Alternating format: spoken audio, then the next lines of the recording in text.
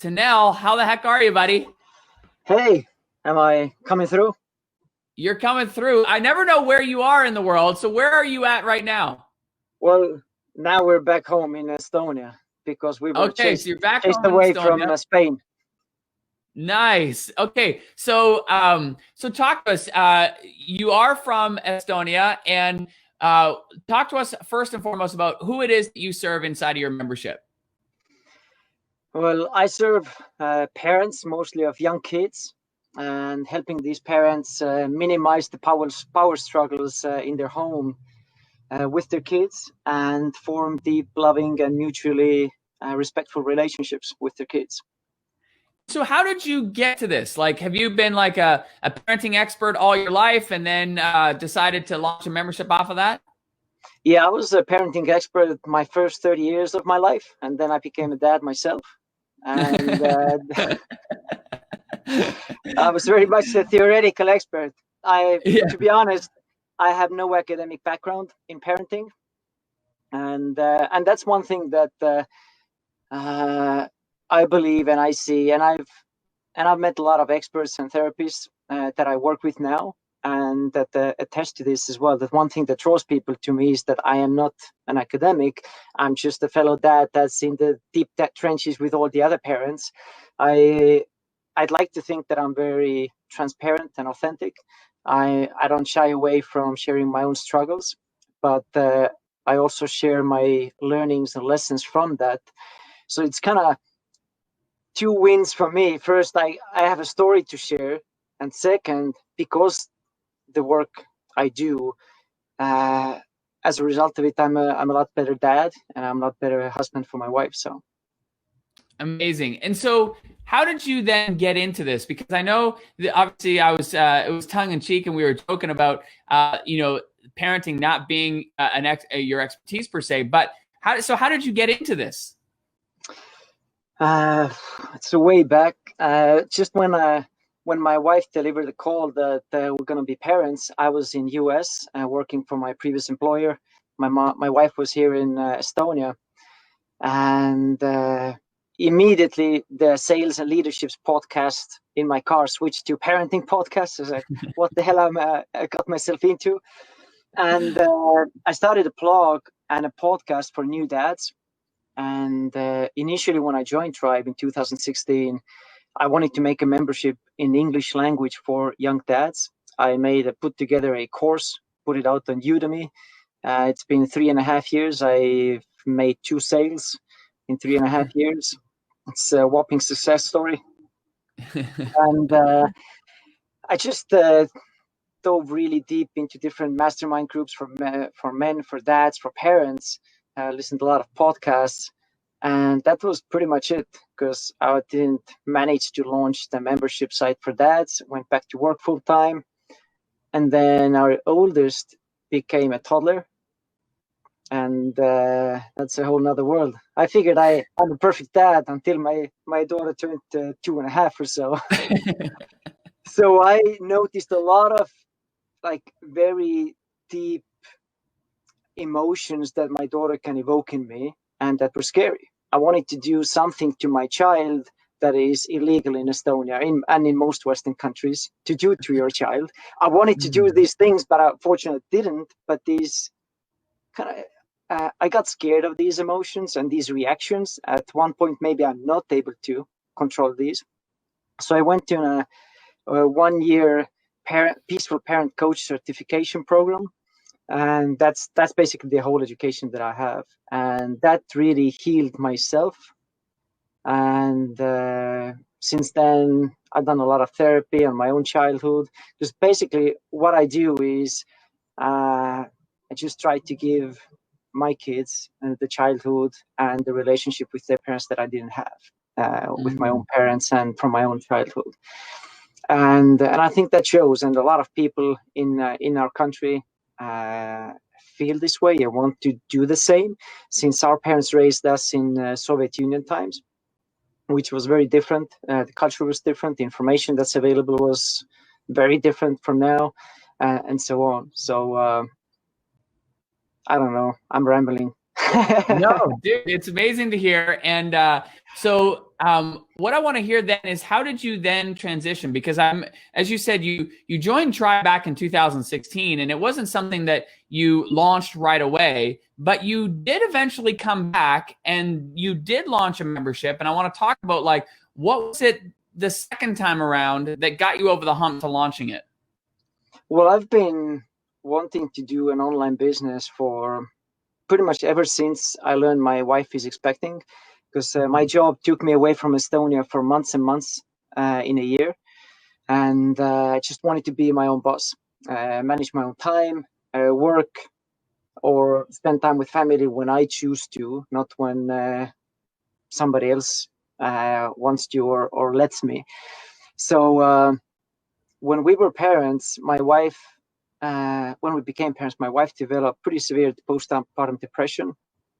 And when we were expecting our second, my work, I quit the job in US. I was working for an Estonian employer, a startup that I was a head of sales for, and I still had to travel, but not as extensively. And the work was so high stress. My wife was dealing with postpartum depression. We were expecting the second one. I was burnt out supporting her, doing everything, the parent coaching certification and the work and all these things. And then you guys sent out an offer to renew for new Tribe experience in 2018. And I thought, man, if I knew from my first experience that just information alone isn't for me. It doesn't help me as much because I've already gone through the same information. I just need the support group. So I decided to renew and planned that I'll quit my job in 6 to 9 months. And then I burned out in the middle of Tribe experience or Tribe course in 2018 and fairly emotionally quit my job. Before having an income stream. I quit my job in, I think, May 18, 2018. So it's 2 weeks from now. It's a 2-year anniversary. Wow. And then I still managed to procrastinate for another 2 months at least. So I started building my audience that summer. August 1st, I started Facebook group. Mid-September, started building my email list. And we had a first launch, I think cart close was November 10th. The same year. So I think this is important to understand too for people is that you didn't have an audience here. This was something that you were building from scratch. No, I wasn't. I didn't have an audience, and I wasn't known as parenting experts. I don't feel like I'm a parenting expert now, even, but I wasn't known for any of it. And so you built the audience, started to build your email list, did your founding member launch, and then what has happened since then? Well, since then, since I work for myself and control my own schedule, this past winter we sold our house. This is our camper van or motorhome or whatever. I won't do a home tour, but so that's our home now. My wife and our kids are somewhere outside, and that's my home office now. And then we wanted to travel the world, and we managed to travel the world for 2 months since we were sent back home to home country from Spain.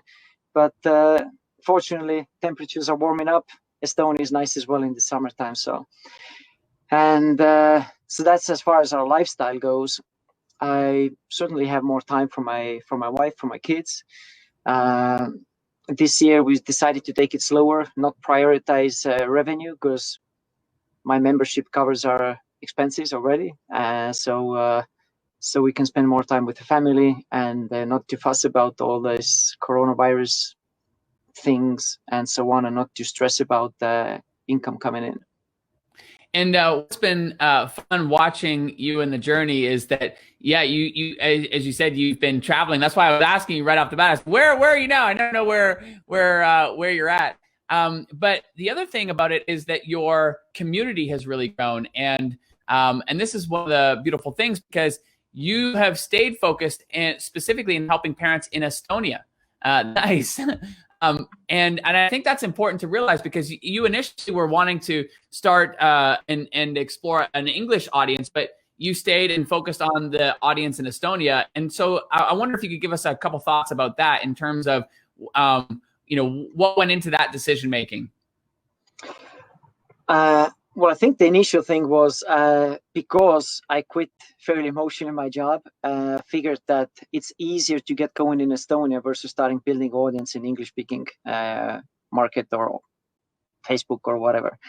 So, and that has proven to be true. Estonia is very small compared to most other countries. We have 1 million native speakers, and the income level is drastically lower than in most Western Europe or US or Canada or Australia and so on.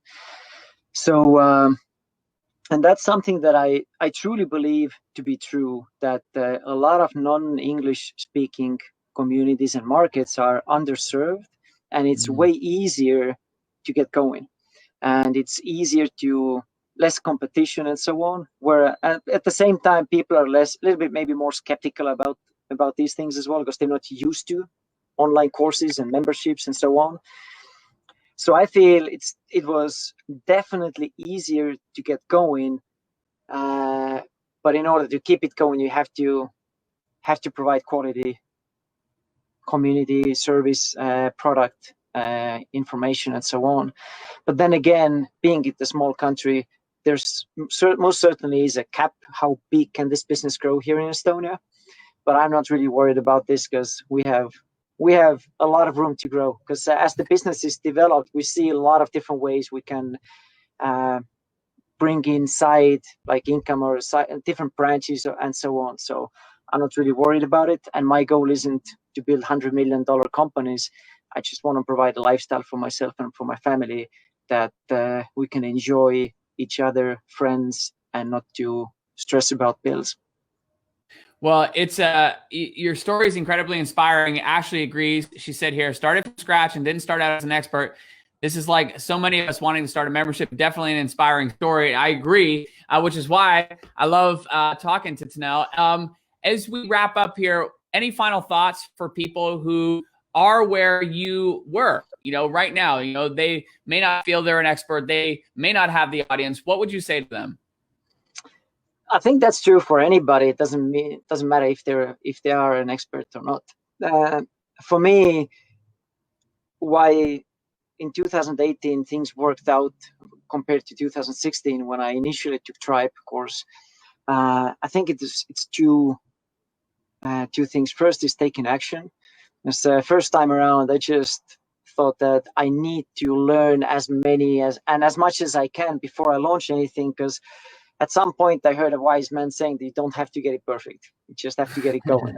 So I launched my even free Facebook group before I was ready. I did the founders members launch before I was ready. I did the first official launch before I was ready. And just the things that we do now, I feel that I'm not ready for it. And so just take action, because information alone, going through this course alone, doesn't make anybody a success story. Just taking action and being brave, being willing to fail as well, I guess. And the second thing is really immerse yourself with like-minded people, or just surround yourself with like-minded people that have similar values, similar aspirations, and similar goals. We got together in 2018 with an accountability group that we're still together 2 years later. We have weekly or bi-weekly calls. We have Facebook chats and Marco Polo video chats. We support each other in personal life and in professional endeavors. So this has made a huge impact for me, because in the middle of my first official launch, my wife came out that she has suicidal thoughts. And the whole launch thing had me stressed out, because it's the first launch that I've ever done, and I was ready to pull the plug. And my accountability group kept me on the course, and we ended up 220 members this first launch. So just the value of accountability group and the value of taking action before you're ready has been just invaluable for me. Buddy, thank you so much. Where can people go to find out more about you? Well, on social media, and also my website is Tanel Jäppinen, but they're all in Estonian, so. Well, if we have any Estonians watching and listening, definitely go and check out Tanel. Thank you so much for coming by and sharing your story, bud. Thank you for everything you do and who you are. Thanks, buddy.